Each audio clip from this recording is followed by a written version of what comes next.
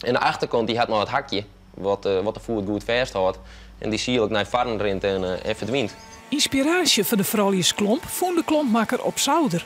Daar lag nog een oud model dat zijn paken maken hier. Vroeger hier ze kleppers, de vrouwen die randen daarop. Hier is dus eigenlijk een stukje hout, een voedsel, maar daaromheen een stukje leer. En nou ja, daar heb ik wel meerdere vrouwen hoe dat ze dat vroeger hingen. Ik denk, nou, er zijn steeds minder vrouwen die op klompen rennen, dus daar maak ik wat mee van. Er worden honderden klompen maken, want de vrouw moet weer op klompen. Dat is de missie van de skerjons. Het is natuurlijk eigenlijk iets heel diks en iets loms. En dat, nou ja, dat hersenje in Wurg was natuurlijk toch wat meer wat sierlijks, hè? Maar echt de modebewuste vrouwen, denk je dat die echt wel onlook is? Ja, het lijkt me wel. Hier is sierlijk. Dan vanzelfs de straat op met de klompen. In dit geval het centrum van Burgum. Zo. Ja? Wat vinden jullie ervan?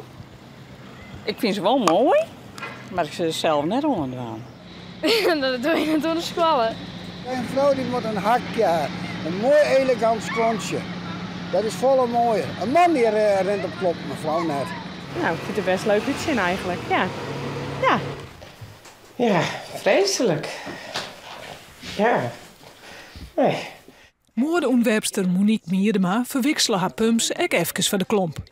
Maar een toekomst voor de skerjonsjes op een catwalk, dat should ze net gebeuren. Nee, dat geloof ik absoluut niet. Nee, ik bedoel, we hebben ook niet met peert en wagen. Dat doe je ook alleen nog maar voor de leuk.